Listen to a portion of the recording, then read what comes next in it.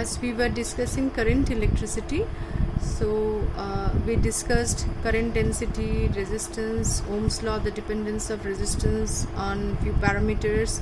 Now we will discuss the temperature dependence of resistivity. Now from this free electrons theory of this inside the metal, we know the expression for the resistivity of metal, resistivity, the factors on which it depends. So rho is equal to, we know, m by n e square tau. This is the expression for rho.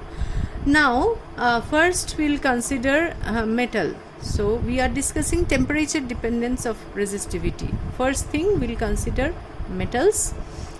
So now in metals, these two factors are constant always, mass of electron and charge of electron. Now for metals, this number density of electrons is almost independent of temperature. It's not varying. As the temperature increases, this factor only changes. As we have discussed, temperature increases, this relaxation time decreases because they are colliding faster. This relaxation time decreases, hence rho increases. Okay, hence the resistivity, this rho is inversely proportional to temperature. So resistivity increases and the conductivity decreases with the increase in temperature. For most of the metals, resistivity increases linearly with the increase in temperature, around and above the room temperature. In such cases, resistivity at any temperature T is given by rho is equal to rho 0 1 plus alpha delta T. Delta T is the change of temperature, that is T minus T0. Now what is T0? T0, the lower reference temperature is usually taken to be 20 degrees Celsius, and alpha is the coefficient of resistivity. Alpha is the coefficient of resistivity, and we can write from this equation, we can write alpha is equal to rho minus rho 0 by rho 0 into delta T. Delta T is a change in temperature, or this one is delta rho by delta T into 1 by rho 0, change in this resistivity. Thus the temperature coefficient of resistivity alpha may be defined as the increase in resistivity per unit resistivity per degree rise in temperature. Okay, so increase in resistivity per unit resistivity per degree rise in temperature. And of course these two are having same unit, so alpha will have the unit of either degree Celsius inverse or Kelvin inverse. Okay, so let me draw the graph for variation of resistivity of copper with temperature or the metals. So it's almost linear above the room temperature, and you can see the temperature variation for this metal is almost like this. And for alloy, variation of resistivity, this is for metals, pure metals. And if you are talking about alloys, alloys are very high resistivity. The resistivity of nichrome has weak temperature difference. That's why alloys are used for resistors, because when the wire gets heated up, the resistivity is not changing, the resistance does not changes. So for the alloy, the graph, this is rho versus T. Until and unless you level the axis, the thing will be incomplete. For alloy, the graph is somewhat like this. It's almost flat. The increase in resistivity is very less. Okay. So this is for metals and alloys, and the next part will move on to the semiconductor. For semiconductors, we'll again go back to the equation of rho. Rho is equal to m by n e square tau. So in the case of the semiconductor, this relaxation time does not change much. But in case of the semiconductor, as the temperature increases, the number density increases. Number density of free electrons increases exponentially with the increase of temperature. Consequently, the conductivity increases and the resistivity decreases. And how the number density is changing? The number density changes like this: nt equal to n0 e to the power minus Eg. You have heard about this Eg while discussing the semiconductor, the gap, energy gap. Eg by Kb. Kb is known to you. This is the Boltzmann's constant, and T is the temperature. Number density at this our reference temperature, and T is the required temperature. So we can see this is how the number density is changing with temperature. Okay, now we can see that rho in case of a semiconductor is inversely proportional to n. So we can just rearrange this equation and we can write that I'm writing it here, 1 by rho t equal to 1 by rho 0. From this dependence we can write that 1 by rho 0 e to the power minus Eg by Kb t, and hence the dependence of rho is rho t equal to rho 0 e to the power Eg by Kb t. This equation implies that the resistivity of the semiconductor rapidly increases with the decrease in temperature and becomes finally infinitely large at t equal to 0. So this is all about, and okay, I was forgetting to plot the graph of rho versus t in case of the semiconductor. This question comes, draw the graph of rho versus t resistivity temperature graph in case of a semiconductor. This is not T, this is capital T temperature. So the graph is somewhat like this. Okay, it's decreasing exponentially.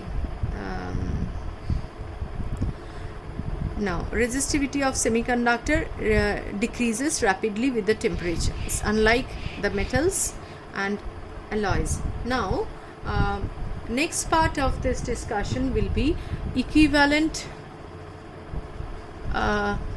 resistance. In class 10, equivalent resistances, the circuits, and we have to find out the equivalent resistance. I am not going into the proof of the series connection, like when two resistors or three resistors connected in series, the equivalent resistance in series here is R1 plus R2 plus so on, and when they are in parallel, the R equivalent is 1 by R equivalent in parallel equal to 1 by R1 plus 1 by R2 and so on. So this proof I'm not going into the detail. Please revise it from class 10 book. We will simply deal with few circuits and we'll try to understand how to find out the equivalent resistance. There are few methods, standard methods to be followed. First method is simply, if you have the circuit part, that whatever you have done in class 7 and class 10, we are not discussing that. The new way of solving the equivalent resistance I will be discussing here. First new way here is to find out the equivalent resistance by potential method. Suppose we have a resistance like this, another like this, another like this.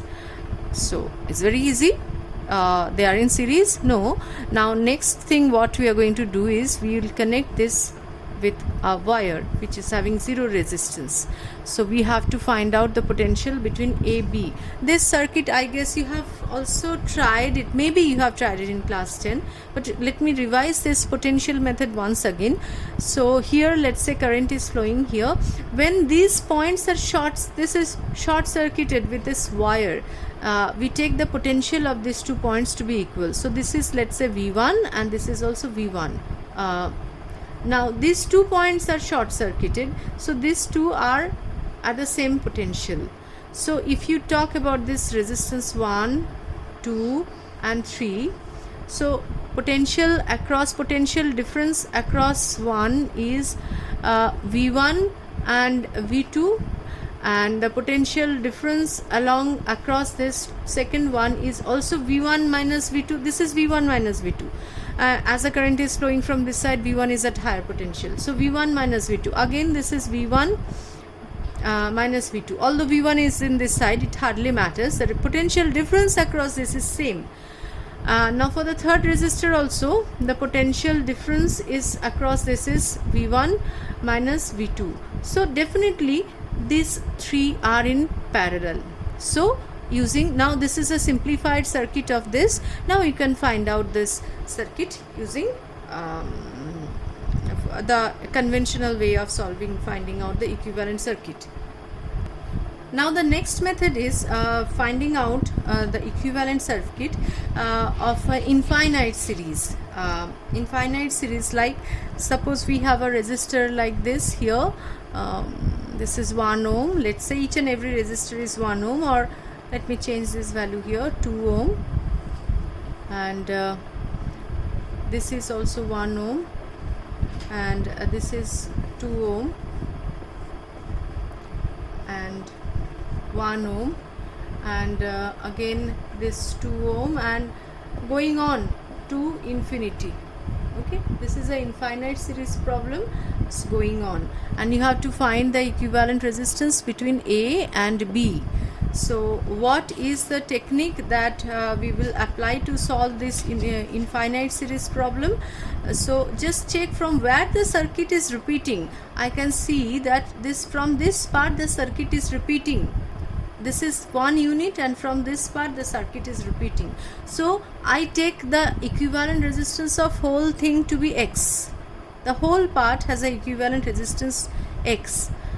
Now definitely this is also in infinite series. This part is also having a resistance, equivalent resistance X. So we can simplify the circuit like this: 1 ohm, 2 ohm, and this remaining part also is having a resistance X. So now it's simplified, A, B. So these two are in parallel. Their equivalent resistance is 2x by 2 plus x. They are in parallel, and these two, this equivalent resistance is in series with this one. So this total resistance is 1 plus 2x by 2 plus x. But we have taken the total infinite series resistance to be equal to x. So this is our equation. By solving for x, we find out the equivalent resistance.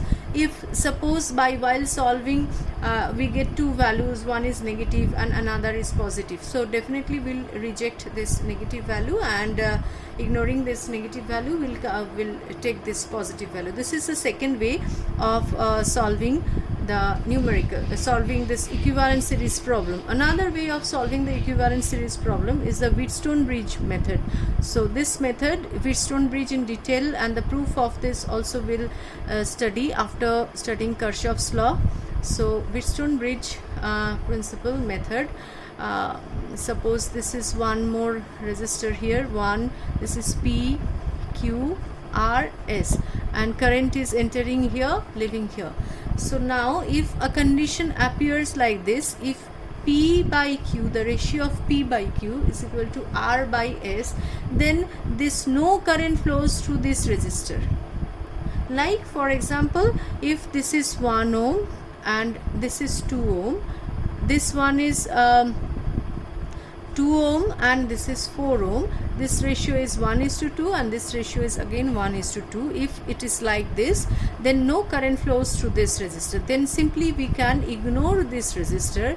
Then in this case 1 and 2 are in series and 2 and 4 are in parallel series. So this series and this series are again in parallel with each other. Now you can simply find out the equivalent resistance. So this is the third method.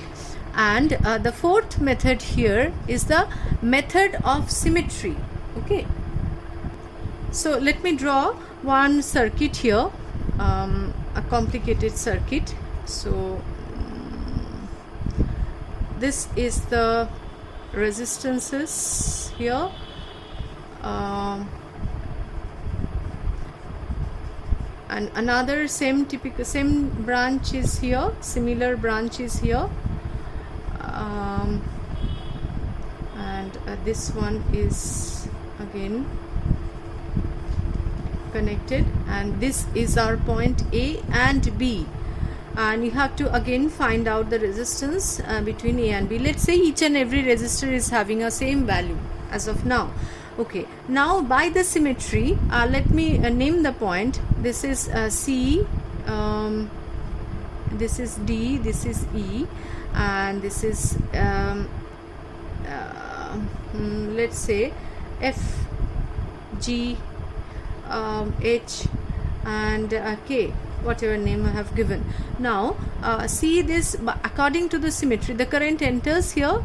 Let me draw it exactly in middle. So current enters here, this here it is branch, and as the resistances are having same value, the potential drop across this potential has a value of this potential is let's say these two parts are in the same potential. So if now the drop across this resistor and drop across this resistor is same, so definitely C and D are in the having equal potential. So C and D, as this potential is same and the drop across these two are same, so C and D are in same potential, so no current flows through this circuit. Now with similar logic, no current flows through this circuit. Now we can just remove this resistor. So from the symmetry we can just remove this resistor. Now what do we get? How can we simplify this circuit? We can simplify this circuit like this. This is our point A, and this is our point A, and these two are in series. So this two goes, let me draw it here. This two goes like this, and these two, let me draw it in separate from these two, are in parallel, and they have the common potential here. From this potential we get these two parallels here. Again they come here, again this lower part, these two resistances here. Now this is the circuit, equivalent circuit. Now solving for these two resistance, equal resistance, they are having R by 2, R by 2, R by 2, R by 2 are in series, so equivalent resistance is R. So 2R, R and 2R again in parallel. You can find out the circuit equivalent resistance. Now another problem here, the fifth way of solving the numerical is connection removal method. So what is that connection removal method? Suppose we have a circuit like this, current is coming here, this is the resistance. Let me draw the equivalent resistance, this circuit faster. So each of them, the resistance of each resistor is R, and you have to find the equivalent resistance between A and B. Now you check this part, symmetric part here. Okay, now a current entering through this is, let's say, I1 current entering, this is I2. Now here it is branched to I3 and I4, so this side is getting branched. Now looking at this, so if this is I current, this has to be I current, and now I3 is here, and now this has to be I4 going back, and I3 and I4 again is making I1 here, and this is I2. Okay, so looking at the point of symmetry, and if you look at this currents, the direction of the current is flowing. So what we can see, the current I4 is flowing here and going here, so we can, this, it's not coming to this side or that side, so no branching, so we can just disconnect this part, and as if the current is flowing here, so we remove the connection, and now this is the connection here. So this R and R are in series, and what will be the equivalent circuit? Now here we can redraw the circuit as this lower part 2R, and now this upper part, this one is R, and this one is also R, and this is also R, this 3. Now from here to here, this is R and R, so this is 2R, R, R, R, and this is your B. Now this is easier one, so you can find out the parallel equivalent circuit, and these 3 are in series, and again these 2 are in parallel, so it will be easier for you to find out. So basically, apart from the ways whatever you have learnt in class 10, these are the different techniques we follow in class 12 for solving the equivalent, to find out the equivalent resistance. This equivalent resistance method is similar to that of is used in solving the equivalent resistance, equivalent capacitance also, that we'll learn someday. So that's all for today. Tomorrow we are again going to continue with this current electricity, some problem related to Kirchhoff's law, and then we'll talk about cells connected in series and parallel, and then we'll move on to the electrical experiments. Okay, so thank you and bye.